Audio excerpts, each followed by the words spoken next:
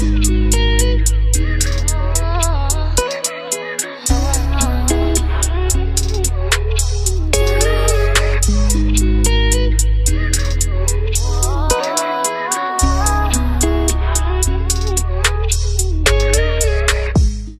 up, guys? So in today's video I am going to be showing you guys how I make this wig, and today's hair is provided by Dsoar hair, so shout out to them for sponsoring today's video.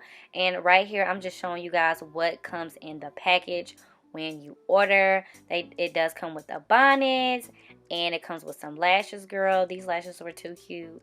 So yes, it comes with that, and then obviously it comes with the hair and all of that good stuff.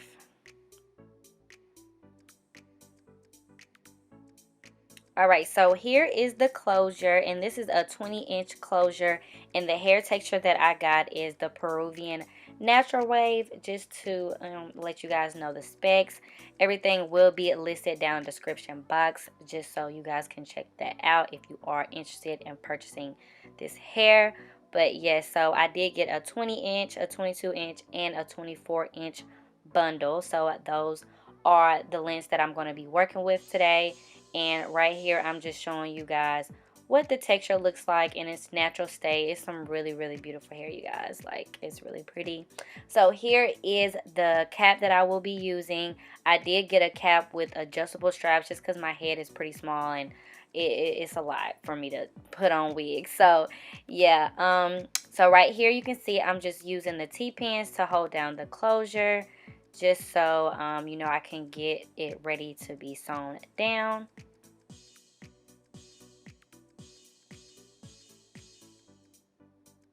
And then I'm obviously going to tie this up just so the hair won't be in my way.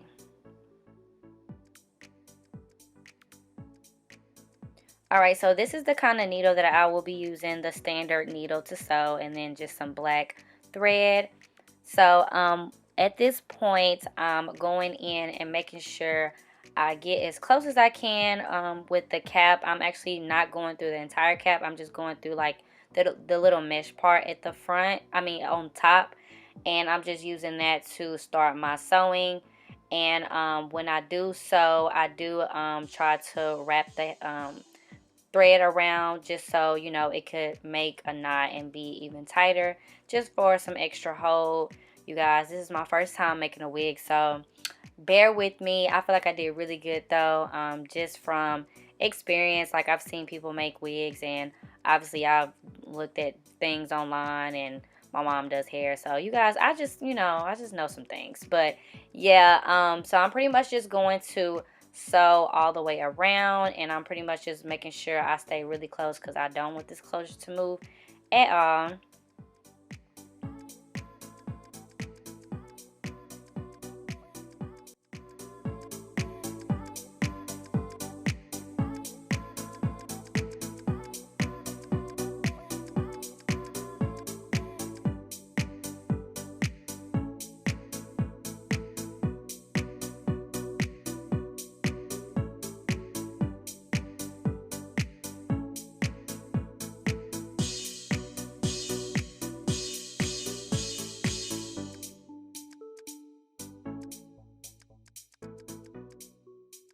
Alright, so here is where I'm actually going in and putting the T-pins in for the rest of the bundles. And I am starting with the longest inch, of course, and I'm going ahead and just sticking those in.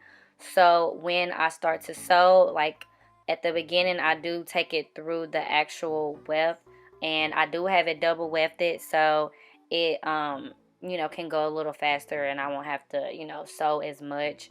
But yes, I do take it through that, and then once I continue on, I actually just go underneath the weft or track, whatever you want to call it.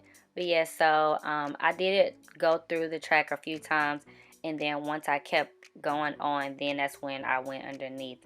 Because like when you go throughout, it really doesn't have to be perfect as long as you really get it. So yeah, I kind of struggled a little bit just because I was trying to get the hang of it, but eventually I did. Like, as you can see right here, I will go up too far, and I don't know why I kept doing that. Like, it's like I was trying to do it and not paying attention to where my needle was actually going through. But you want to make sure you're just staying close to, you know, where the track is and not going up too far with your needle. But other than that, it's pretty simple. For my first time doing it, it took me a while to do it, but it was pretty simple for me to do it. It wasn't too hard. So I got the hang of it really quick. But yeah, so this is just pretty much how I'm doing it. It's really kind of self-explanatory. It's not really too much to it.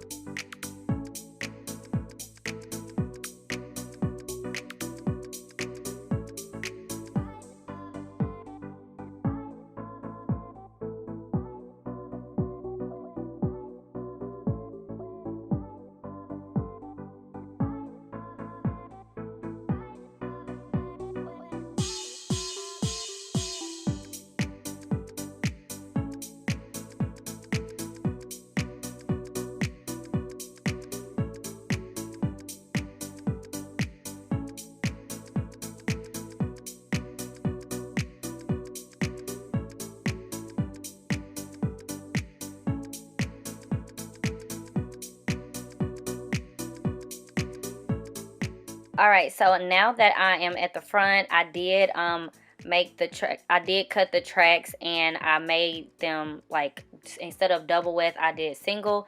So just so it can be really close to the lace closure.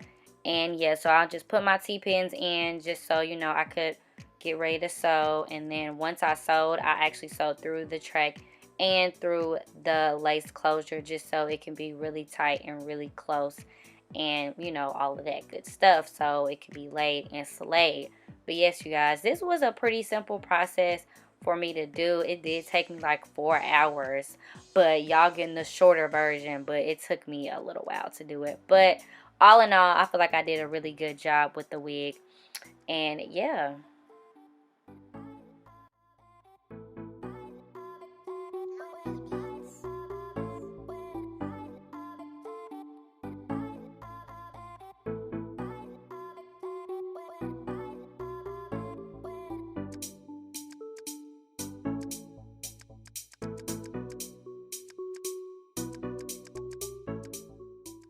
Alright, so once I've done all the wig and I've took the T-pins off and all of that, I'm going to pretty much cut the part I did not sew down by the lace closure. And I'm making sure I do not cut the thread because I do not need the closure popping off or anything. So I'm making sure I cut as close as I can but not cut the thread.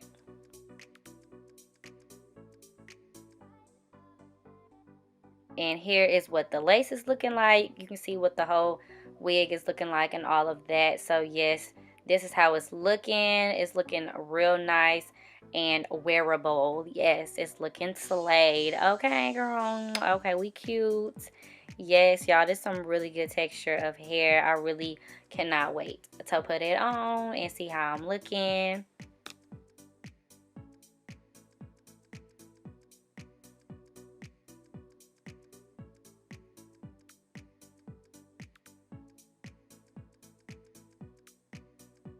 But yes, I'm just giving y'all a full 360 view of the hair and showing y'all how it looks without nothing done to it. This is exactly how it looks. It looks so pretty. It's a really natural texture, and I really like how the hair is. It's super soft, super manageable, and all of that good stuff.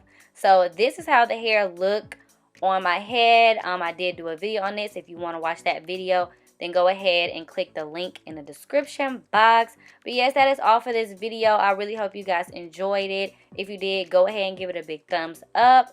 Don't forget to subscribe, and I will see you guys in my next one. Bye.